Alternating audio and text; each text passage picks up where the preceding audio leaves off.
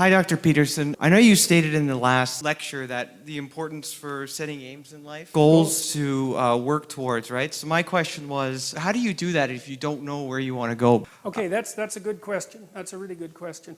There's a real transformation between the Old Testament and the New Testament, because the Old Testament is prohibition and the New Testament is, well, here's the good things you do once you're more than merely prohibiting yourself from impulsive sin, let's say. There's a positive good to be accomplished. Well, you might say, well, I don't know what the positive good is. Fair enough, man.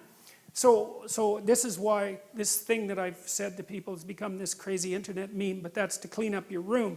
And which is a lot better and more useful than people think. It's a lot harder too, but the first thing you do, I think, is you have to look around you within your sphere of influence, like the direct sphere of influence, and fix the things that announce themselves as in need of repair. And those are often small things, you know, and they can be like your room. Put it in order, because the thing is, it isn't exactly so important that your room is in order, although it is. What's important is that you learn how to distinguish between chaos and order, and to be able to act in a manner that produces order. And in most households, there's 100 things that could be done to just make it less hideous and horrible.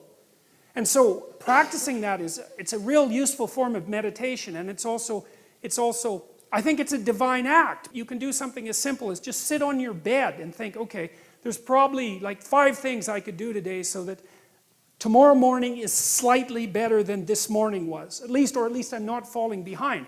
And those will usually be, it's like having to eat a toad in the morning, right? It's like, it's not going to be something you want to do. There'll be things you're trying to avoid. They're snakes, essentially.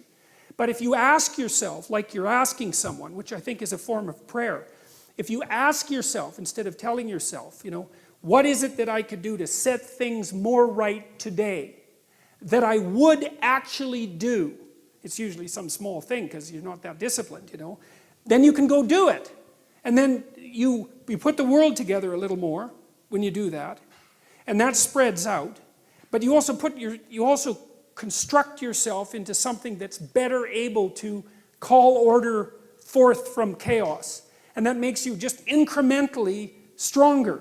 And then the next day, you can maybe take on a slightly larger task. And like, you get the benefit of compound interest if you do that. It's a tremendously powerful technique. And I think if you do that, at some point, instead of just having to fix things up that are not good, you'll start to get a glimmer of the positive things that you could do, you know, the positive things that you could do that would actually constitute a vision.